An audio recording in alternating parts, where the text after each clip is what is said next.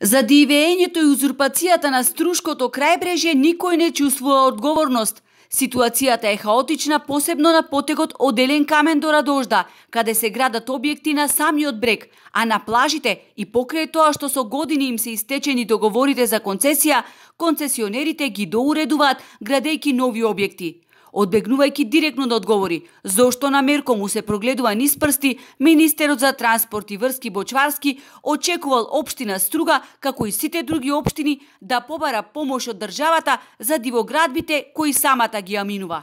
Истото важи и за општина Струга. Во секој момент кога ќе побара подршка, еве јавно информирам дека може да помогнеме како влада за да се отстранат сите оние објекти кои што не се во согласност со статусот за УНЕСКО.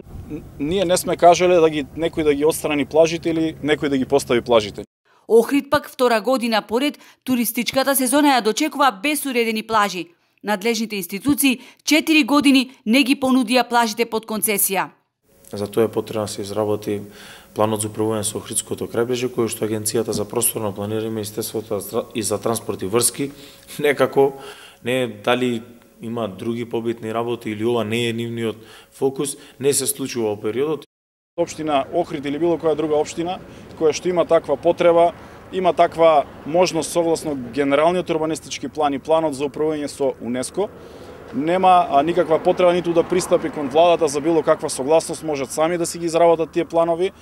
Владата долго тактизираше со одземање на ингеренциите врз плажите под изговор дека најпрвен требало да се донесат законски измени. За сега, вината за хаосот на крајбрежјето да си ја префрлаат едни на други. Нејасно е како Бочварски мисли дека државата, која како што рече не била подготвена да го изгуби статусот на УНЕСКО, ќе го стори тоа без да побара одговорност или санкции за самоволието кое владее посебно на Струшкото крајбрежје.